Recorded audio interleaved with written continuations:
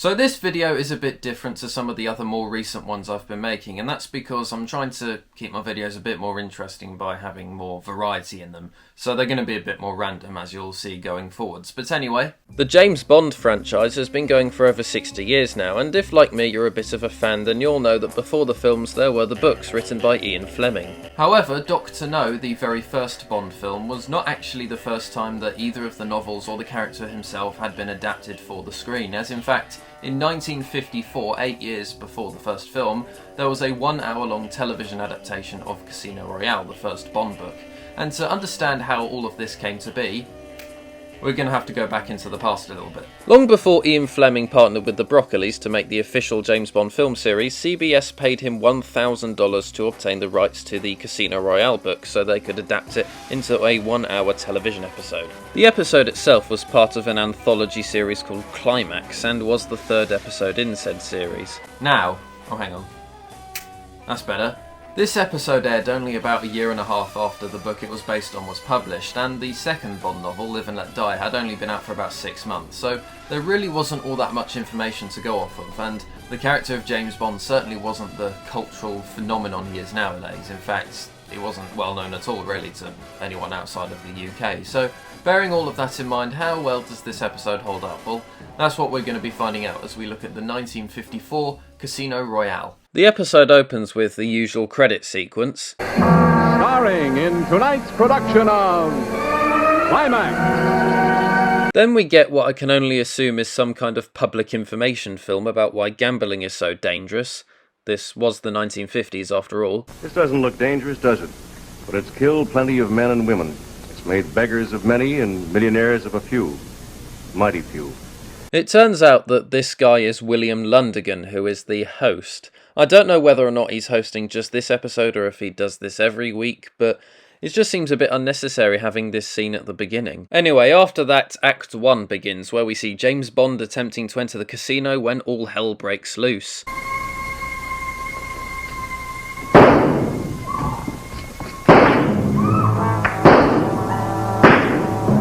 Although the effects do look really bad by today's standards, I think that considering that this is not only from the 1950s but it was also filmed live, they're not too bad. Still in one piece, but I wouldn't know how. You were so lucky to miss. You did try to rob you, They sir. tried to kill me. Well, I'll never catch him now. So this American man is our James Bond apparently, and he's working for the Combined Intelligence Agency, which is completely made up, and he's played by Barry Nelson. Also, he's referred to only as Jimmy Bond by the other characters, for some reason. Oh, you're a legend, old boy. Card sense Jimmy Bond, they call you. I knew you right away. This British man who Bond is talking to is Clarence Leiter, his contact, played by Michael Pate, and it appears that Bond and Leiter have had their nationalities reversed. We're also introduced to our main villain here, Le Chiffre, played by Peter Lorre. Bond and Leiter then sit down and Leiter tells Bond about Le Chiffre, while Bond appears to change the subject whenever a waiter is nearby. You can look now. He's a fanatic. He's ruthless, incorruptible, and everything he does is entirely legal. But he has a weak spot, and that's how you got into it. Oh, now you see, the object of the game is to get as near 9 as possible. I don't know about any of you, but I feel like I could hear another voice in the background there. Maybe the director giving somebody a direction, I don't know. I mean, this was filmed live after all, so any mistakes do end up in the actual finished broadcast. Oh, now you see, the object of the game... There, did you hear that? The game... It's also in this scene that we're introduced to who I guess is the first ever Bond girl, Valerie Mathis, played by Linda Christian. Now, the character of Mathis in both the book and the 2006 film is portrayed as a man, so this character being made as a woman for this TV broadcast, I'm assuming is meant to replace the character of Vesper Lynd, since there's no one called Vesper in this. There were reasons why I couldn't. So what do you want to do now? Pick up where you left off? So it's in this scene where we find out that Bond and Valerie were apparently in a past relationship, which is quite interesting since that's something the official film series doesn't really go into much depths about. Le Chiffre and his henchmen are also listening to the conversation, which is a bit weird. I mean, it has nothing to do with them, but they are Bond villains after all, technically. I did love you. I still do. I must say, I really hate the bizarre piano ballady thing playing in the background, but anyway, Valerie warns Bond not to play the card game against Le Chiffre. Would I be begging you not to play if I didn't? You might. But Bond, being the gambling man he is, decides he's not going to bother listening. As Bond walks away, it's later revealed that Valerie was doing the whole thing under Le Chiffre's orders. I've done my job, now I'm going to my room. You stay here. It seems a bit strange that Le Chiffre is telling Valerie to tell Bond all of this, as clearly, I mean, Le Chiffre comes across as a pretty arrogant guy, so I can't imagine him seeing Bond as being all that threatening, especially in a casino game. You know, he's probably got some experience, but Le Chiffre probably would as well, so it just seems a bit odd that Le Chiffre's really bothering. Bond then gets a phone call in the lobby telling him that apparently Valerie will be killed if he wins the game, so I guess they've just decided to have a change of plan then, which was not shown on camera. It's also here where Bond and Le Chiffre face off against each other at the casino table for the first time. They're about to start playing when all of a sudden the screen fades to black for an advert break. Oh, bloody hell.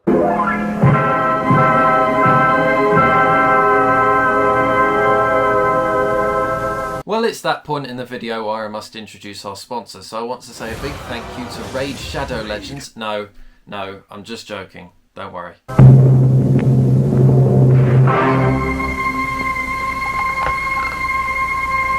So now Act 2 begins, and we finally get to see the card game.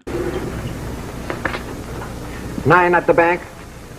Maybe this is just me being nitpicky, but I don't get the impression that they really try all that hard to get you engrossed in this, and again, that's probably because of the live format, and using clever editing or music or whatever is pretty much impossible when it has to be done this way. When you compare it to the poker scene from the 2006 film, the difference is night and day. Oops. It's 4 checks. Monsieur Le Chiffre wins. Anyway, Bond initially loses the game, however he receives extra funds from someone so he can carry on playing. A bank of 32 million francs. Ladies and gentlemen, a bank of 32 million francs. Thanks to this 32 million francs, Bond ends up winning the game, and Le Chiffre, being the arrogant bastard he is, doesn't take it so well, and he has one of his henchmen threaten Bond in probably the most bizarre way possible. My cane is in your bag, but it is a gun, not a cane. That was weird. After that kerfuffle, Bond and Leiter begin to search the casino for Valerie, who I can only assume has been kidnapped by now, probably. Bond goes back to his hotel room to see if Valerie is somehow in there, where he gets a phone call from Leiter. Hello, Jimmy? Jimmy, it's Leiter.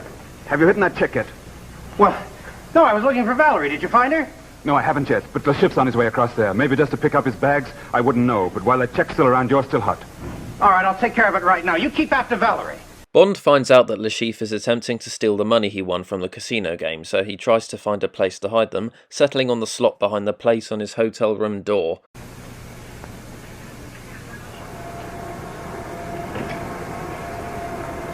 Le Chiffre shows up and threatens Bond and Valerie with a gun, only for the screen to fade to black again.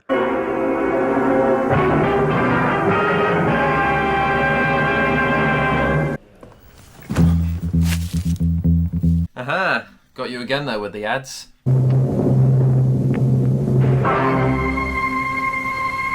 Now Act 3 begins and Bond has been knocked out by Le Chiffre. Le Chiffre and his henchmen are getting ready to torture Bond. But how exactly is he going to do this? Because scenes like this... And your neck will break. I've always had a power over man. And this... And especially this... would have been far too extreme for television audiences of the 1950s. Well, he uses a pair of pliers on Bond's toenails, and it's left up to the imagination as to what's actually going on.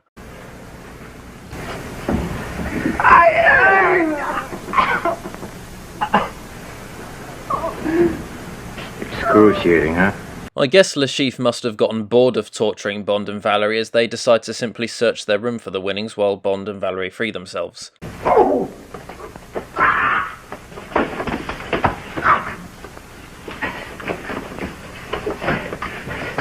Well, that was a fairly brutal beating for a live TV drama that's nearly 70 years old. Bond is then about to kill Le Chiffre and Valerie begs him to do so, however, he decides not to and instead tells Valerie to call the police. Wait, that's it? Seriously? That was a bit abrupt. This isn't The Sopranos, you can't just fade to black like that and expect people to be impressed.